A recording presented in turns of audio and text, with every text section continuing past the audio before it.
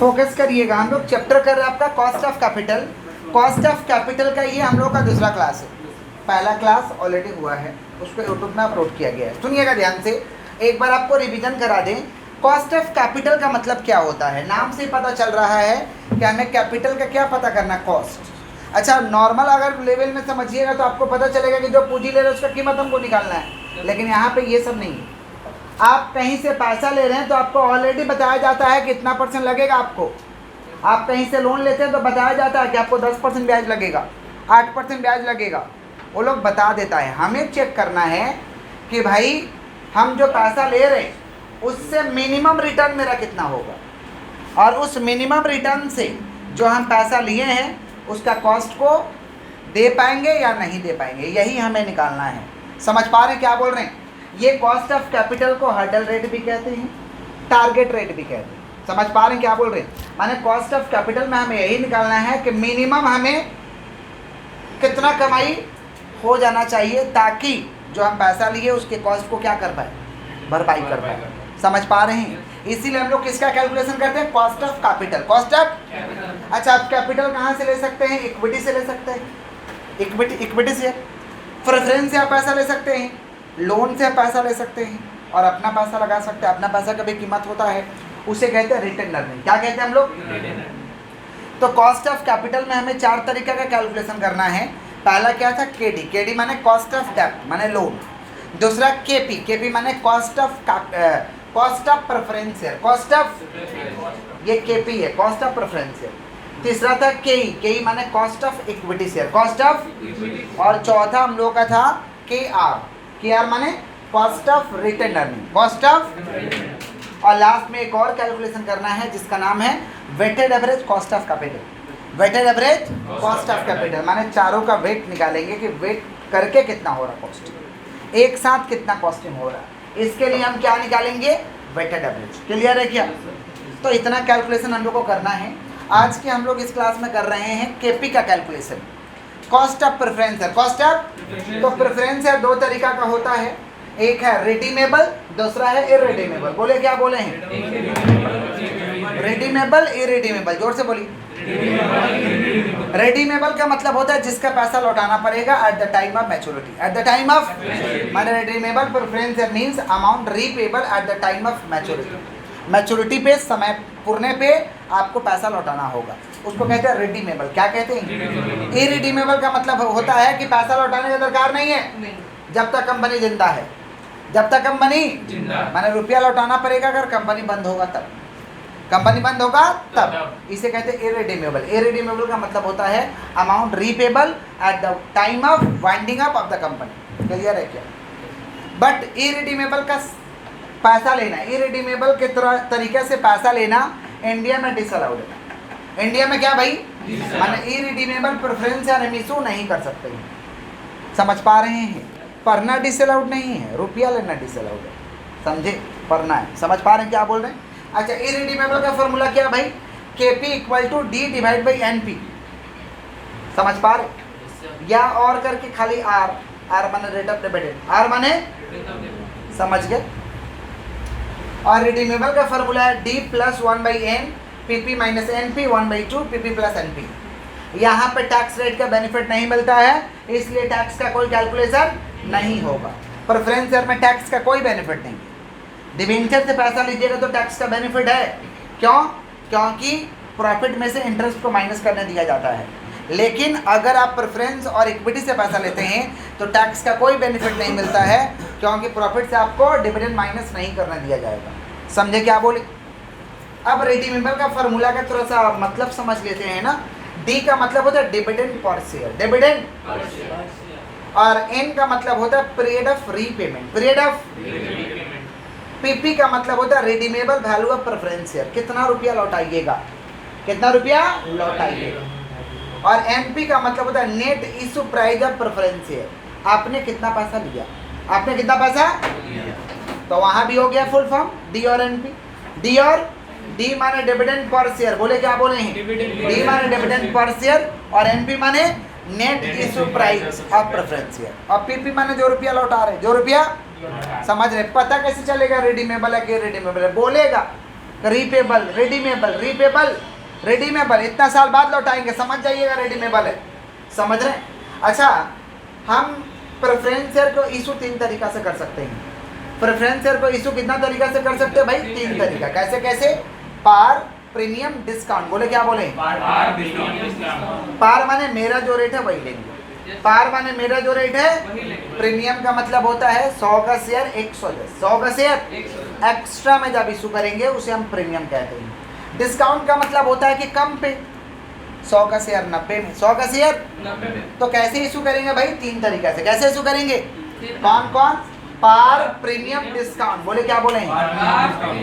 पार माने मेरा जो रेट है वही आपसे चार्ज करेंगे, प्रीमियम माने एक्स्ट्रा 100 का शेयर 110, और डिस्काउंट का मतलब कम पे आपको इशू करेंगे। क्लियर है क्या?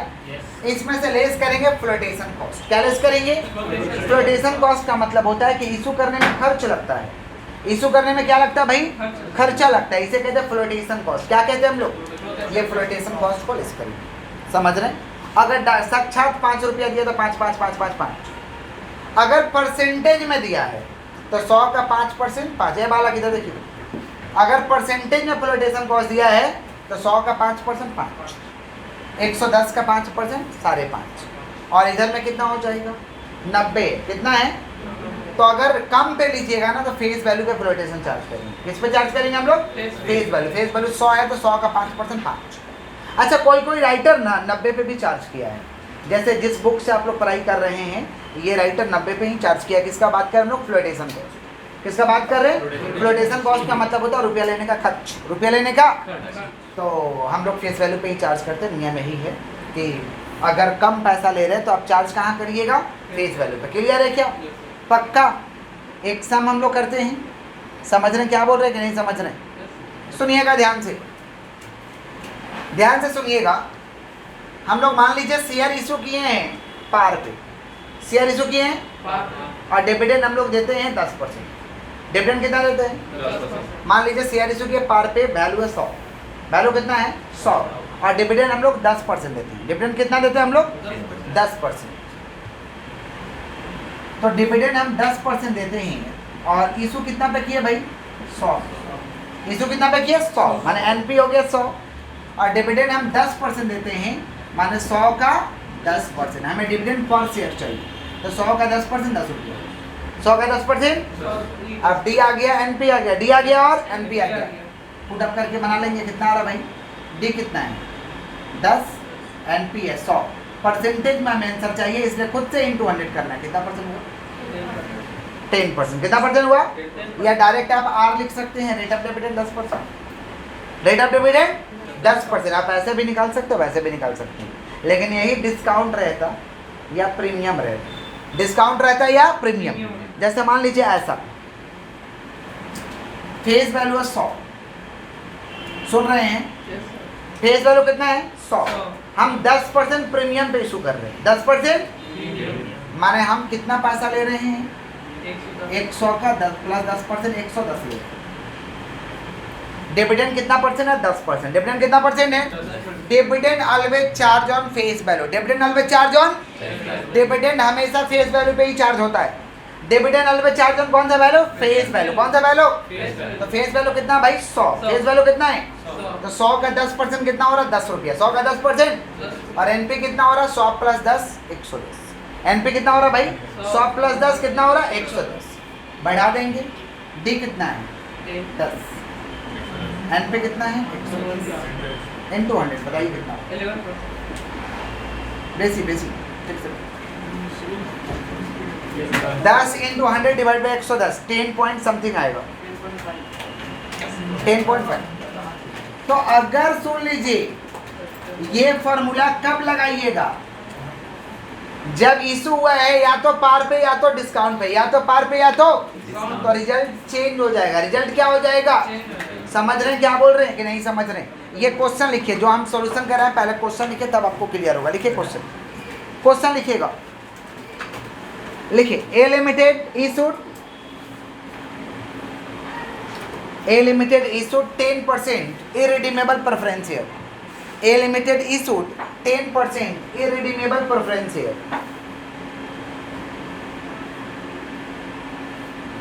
ए limited issue 10%, A limited issue 10%, A limited issue 10%, redeemable preference share हो गया, full stop. Face value of preference share, face value of preference share ₹100 each.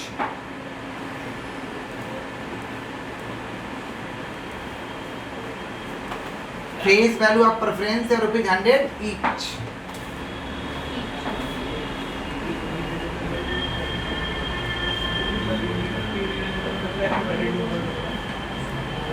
बात नहीं, फेस वैल्यू ऑफ प्रेफरेंस है ₹100 ईच। हो गया क्या? बात नहीं,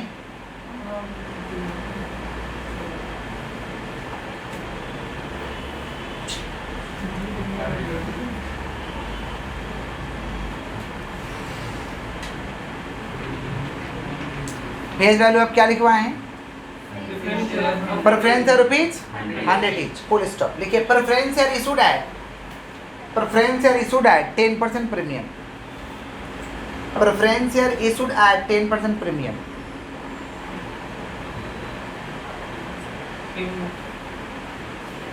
10% premium, full stop. You are required to calculate, you are required to calculate, you are required to calculate cost of preference shares. You are required to calculate cost of preference shares.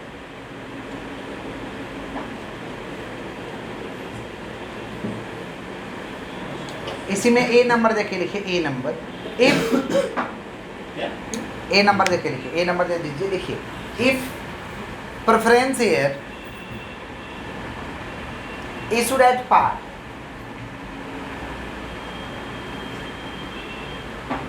if preference share issued at par, comma, what will be the cost of preference share?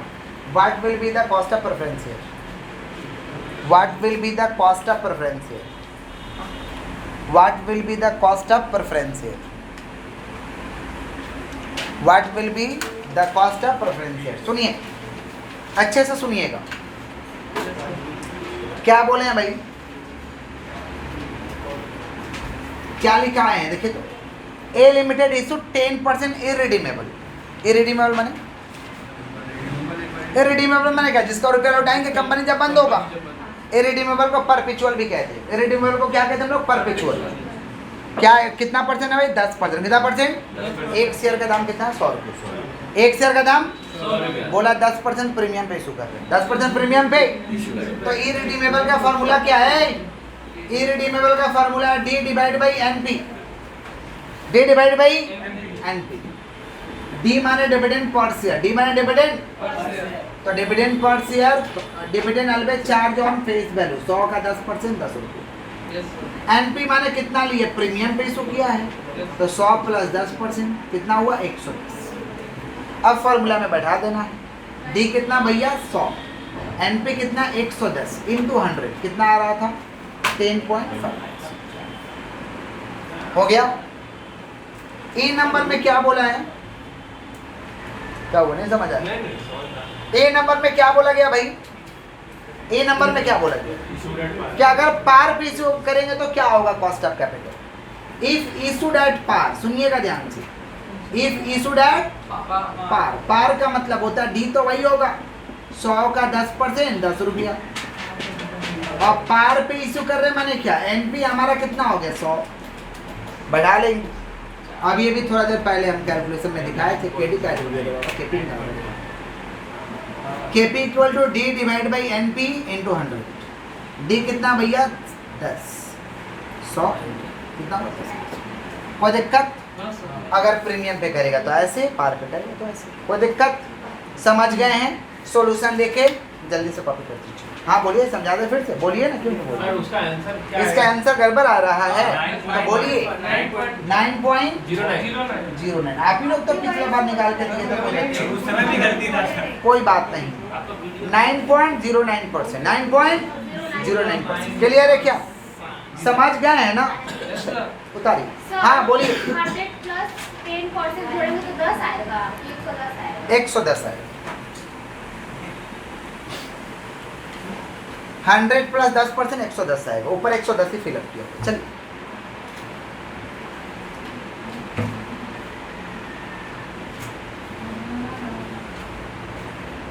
Pause वाला button नीचे दो। Focus लिखिए, heading दे दीजिएगा redeemable, heading दीजिए redeemable. हो गया बेटा, redeemable heading दो, रेडीमेबल हेडिंग दो। रेडीमेबल हेडिंग दे दी है क्या? हम लोग रेडीमेबल प्रेफरेंसर का सम कर रहे हैं। लिखिएगा, लिखिए x limited is planning for an issue, x limited is planning for an issue of 4,000. X Limited is planning for an issue of rupees, sorry, of rupees नहीं, of 2,000, of 2,000 comma, of 2,000 comma 10% preference shares, 10% preference shares of rupees 100 each, 10% preference share of rupees 100 each, 10% preference share of rupees 100 each, comma, redeemable at par, redeemable at par after 10 years, At par?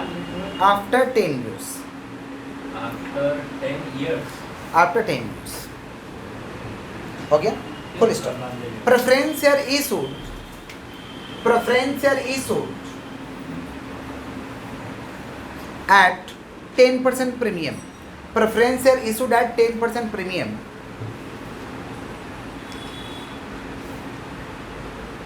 Premium. 10% premium with a flotation cost, with a flotation cost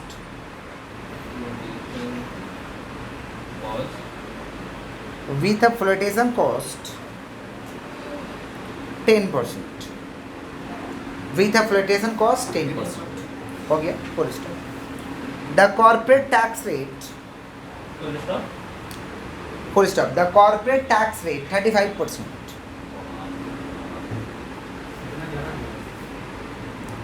Corporate tax rate is 35%. Calculate, calculate the cost of capital.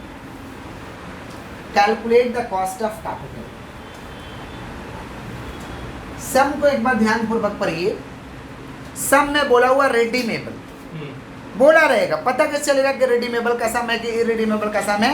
सम में बोला रहेगा कि हम redeemable कर रहे हैं या repayable बोला रहेगा। समझ जाइएगा रेडीमेबल वाला है। समझ पा रहे क्या बोल रहे हैं? तो रेडीमेबल का बात बोलेगा तो रेडीमेबल का फॉर्मूला लगाएंगे।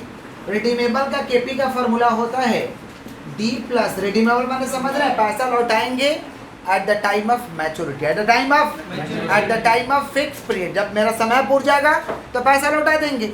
इसको हम क्या कहते हैं? रेडीमेबल। क्या कहते हैं हम लोग? समझ रहे हैं? तो रेडीमेबल का फॉर्मूला है D plus 1/n P P minus N P, 1/2 P P plus N P, ये फॉर्मूला है। क्लियर? फुल फॉर्म कर लेते हैं। डी माने होता है डिविडेंड पर शेयर, इसके पहले लिखा दिए थे, आप लोग लिख लीजिएगा, बट फुल फॉर्म लिखना होगा। डिविडेंड माने क्या होता है भाई? डिविडेंड। डी माने क्या होता है? Dividend per share. डिविडेंड, एक शेयर का दाम कितना? 100। पहले एक बार सम पढ़ के सुना दे। देखिए x limited is planning, x limited planning कर रहा है 2000 शेयर बेचेंगे। 10% प्रेफरेंस शेयर है, एक का दाम है 100 रुपया, माने फेस वैल्यू 100 रुपया। लौटाएंगे रिडीमेबल एट पार, माने लौटाएंगे पार पे। थोड़ा अंडरलाइन कर दीजिए, redeemable at par, redeemable at par को अंडरलाइन कर दीजिए। आफ्टर 10 ईयर्स, 10 ईयर्स को थोड़ा अंडरलाइन कर दीजिए। उसके बाद देखिए they are expected to be, है ना, preference are issued at 10% premium, है ना, preference are issued at 10% with application cost 10%, उसको भी अंडरलाइन कर दीजिए। माने प्रेफरेंस आर इशू करेंगे 10% प्रीमियम पे, माने 100 का शेयर 110 में, 100 का शेयर 110 में, फ्लोटेशन कॉस्ट लगा हुआ, खर्चा लगा हुआ है। कॉर्पोरेट टैक्स रेट दिया हुआ है। कॉर्पोरेट टैक्स रेट को तो कुछ करना होता नहीं है क्योंकि यहाँ टैक्स बेनिफिट मिलेगा ही नहीं। टैक्स बेनिफिट नहीं मिलेगा तो कॉर्पोरेट टैक्स रेट को कुछ करना नहीं है। निकालना क्या, कॉस्ट ऑफ कैपिटल। तो सबसे पहले हम क्या निकालेंगे, डी। अच्छा, डी माने dividend per share, dividend always charge on face value, face value 100 रुपया है, नहीं पता तो मान लेंगे 100, 100 का 10% 10, नहीं पता तो क्या मान लेंगे भाई 100, नहीं पता तो क्या मान लेंगे 100, 100 का 10% 10। चलिए नेक्स्ट, एन माने कितना साल हो रहा, 10 साल। पीपी माने पैसा लौटाएंगे, पीपी माने पैसा, रिडीमेबल वैल्यू ऑफ प्रेफरेंस है, रिडीमेबल वैल्यू ऑफ, तो कितना लौटा रहे हैं भाई 100 रुपया, कितना लौटा रहे 100। और एनपी माने हम पैसा लेंगे 100 का 10%, यही हम लोग मिस्टेक किए थे, 10 लिख दिए थे। 100 का 10% 110 होता है, 100 का 10% 110। फ्लोटेशन कॉस्ट माइनस करना होगा, तो 110 का कितना परसेंट, 10%। 110 का 10% कितना होता है भैया, 11, 99। एनपी कितना भाई हमारा 99, एनपी कितना हमारा 99। अब तो कुछ है नहीं, now using the formula, now using the formula इस्तेमाल कर लेते हैं। केपी इक्वल टू डी कितना भैया 100, 1/n, n कितना है 10, पीपी कितना, पीपी 100, एनपी कितना है 99, 1/2, पीपी कितना है 100, एनपी कितना है 99। चलिए सॉल्व करते हैं, पहले ब्रैकेट सॉल्व करते हैं एज पर बोर्ड मसरूम। तो 100 में से निकल जाएगा 1, और 1 में 1 से गुना करेंगे 1, और 1 को 10 से डिवाइड करेंगे तो 0.1। लोग एक स्टेप बढ़ा देते, जोड़िए 199 का आधा करिए 1/2, और कैलकुलेटर चला के करिए, जैसे तैसे हमको मत बताइए। 99.1 into 1 डिवाइड बाई 10 कितना हो रहा भैया 0.1, इंटू 100 कर लेंगे, जोड़िए तो कितना हो रहा 10.1 डिवाइड बाई 99.5 इंटू 100, बताइए कितना, 10.1 इंटू 100 डिवाइड बाई 99.5 कितना आ रहा भाई 10.15, 10.15। ठीक से कैलकुलेशन हुआ है ना, कोई तकलीफ, कोई तकलीफ, क्या पूछना बोलिए, क्लियर है सभी लोग का। फ्लोटेशन कॉस्ट हम लेस कर देंगे एनपी में से, फ्लोटेशन कॉस्ट हम एनपी में से क्या कर देंगे भाई, लेस कर देंगे, समझ पा रहे हैं। तो हमारा 110 है, 110 का 10% कितना होता है 11, 110 माइनस 11 कितना हुआ 99। कोई दिक्कत है क्या, कॉपी करिए। टैक्स रेट को कुछ नहीं करना है, क्योंकि यहाँ पे टैक्स का कोई बेनिफिट नहीं मिलता है। डिवेंचर में टैक्स रेट को करना है, क्योंकि वहाँ पे टैक्स का बेनिफिट मिलता है, समझ गए। जब टैक्स का कंसेप्ट ही नहीं है तो टैक्स को तो लेंगे नहीं, समझ गए। ए बालक सुबह